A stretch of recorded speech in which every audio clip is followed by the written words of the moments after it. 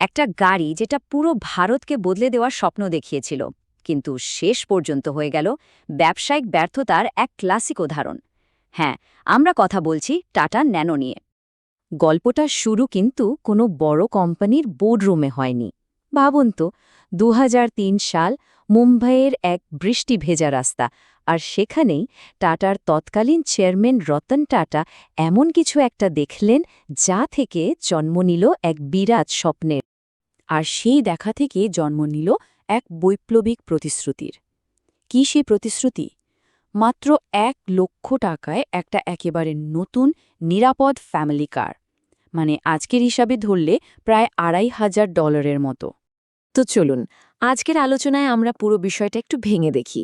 প্রথমে জানব সেই ১,০০,০০০ টাকার স্বপ্নের কথা, তারপর দেখব এর অসাধারণ ইনোভেশন, শুরুর দিকের বাধাগুলো, আর সবচেয়ে বড় যে ভুলটা হয়েছিল সেটাও। সবশেষে দেখব এত কিছুর পর ন্যানোর লিগেসিটা ঠিক কী। স্বপ্নটার পেছনের ভাবনাটা কিন্তু খুব সহজ, আর সত্যি বলতে গেলে মহৎ ছিল। লক্ষ্যটা ছিল ভারতের সেই কোটি কোটি পরিবার যারা স্কুটার বা বাইকের উপর ভরসা করে, তাদের জন্য একটা নিরাপদ আর সাশ্রয়ী গাড়ি তৈরি করা। এমন একটা গাড়ি যা রোদ, বৃষ্টি, ঝড় সব আবহাওয়াতেই চলবে। এটাকে কিন্তু শুধু একটা গাড়ি বিক্রির প্রজেক্ট হিসেবে দেখা হয়নি, এটা ছিল একটা সোশ্যাল মিশন, জনগণের গাড়ি বা পিপলস কার তৈরির মিশন। উদ্দেশ্য ছিল দুটো: এক, সাধারণ মানুষের নাগালের মধ্যে গাড়ি আনা, আর দুই, রাস্তার সেফটি বাড়ানো।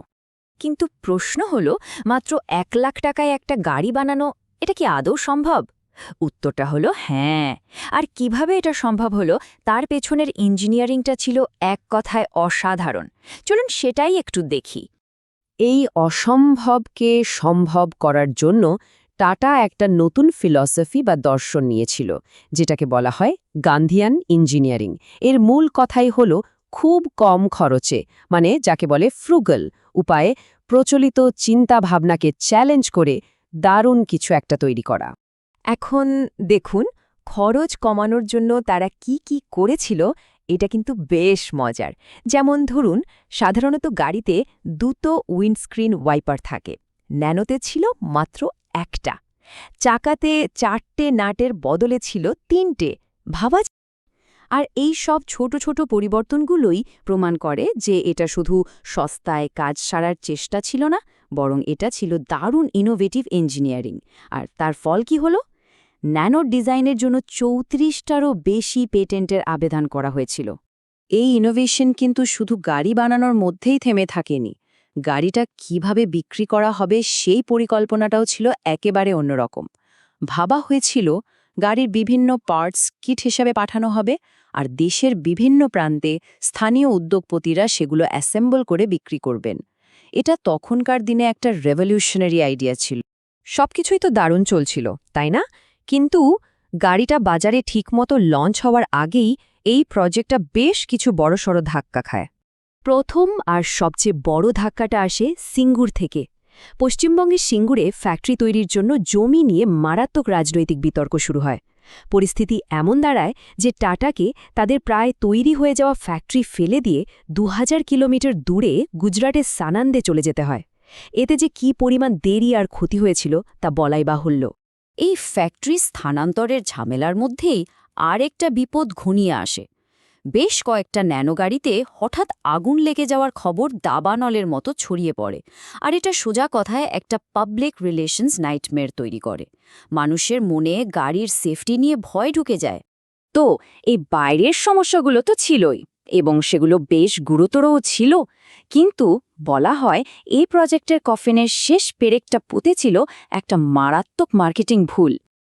আর সেই ভুলটা কি ছিল? ওই সবচেয়ে সস্তা গাড়ি বা চিপেস্ট কার ট্যাগটা। দেখুন, শিরোনাম হিসেবে এটা দারুণ ছিল, খবরের কাগজে ঝড় তুলেছিল, কিন্তু ব্র্যান্ড আইডেন্টিটি হিসেবে এটা ছিল একটা ডিজাস্টার। কারণটা খুব সহজ, কেউই আসলে সবচেয়ে সস্তা জিনিসটার মালিক হতে চায় না। ব্যাপারটা বুঝতে হবে ভারতের সামাজিক প্রেক্ষাপটে। এখানে একটা গাড়ি কেনা মানে শুধু যাতায়াতের সুবিধা নয়, এটা একটা স্ট্যাটাস সিম্বল, সামাজিক সাফল্যের প্রতীক। আর সবচেয়ে সস্তা গাড়িটা একটা লাগিয়ে ন্যানোকে অনিচ্ছাকৃতভাবে গরিবের গাড়ির প্রতীক বানিয়ে দেওয়া হয়েছিল।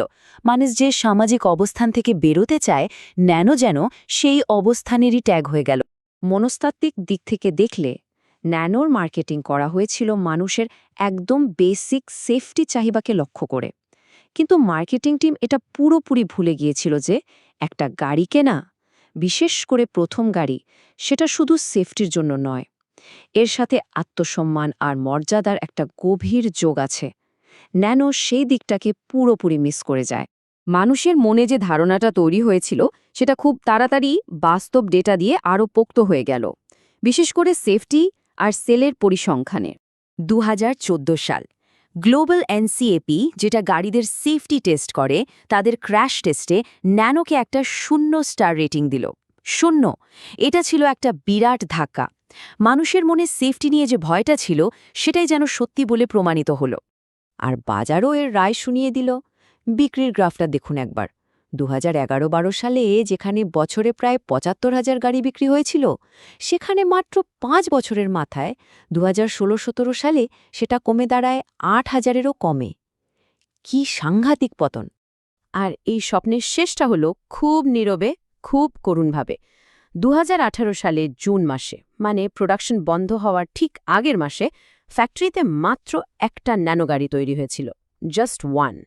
তো এত বড় একটা স্বপ্ন, এত ইনোভেশন, তার এমন পরিণতি কেন হলো? আর এই পুরো ঘটনাটা থেকে আমাদের শেখারই বাকি আছে। এই প্রশ্নের উত্তরটা রতন টাটা নিজেই খুব সুন্দরভাবে দিয়েছেন। তিনি ন্যানোকে তার সবচেয়ে বড় সাফল্য এবং একই সাথে সবচেয়ে বড় ব্যর্থতা বলেছেন। কেন?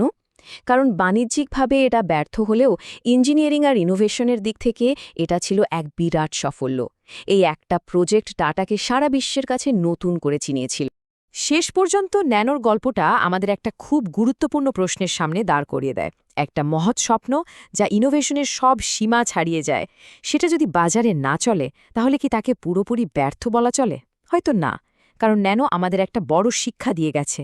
ব্যবসায় সফল হতে গেলে দুর্দান্ত ইঞ্জিনিয়ারিং যথেষ্ট নয়, তার সাথে মানুষের মনস্তত্ত্ব, তাদের আকাঙ্ক্ষা আর সামাজিক অবস্থান বোঝাটা হয়তো তার চেয়েও বেশি জরুরি।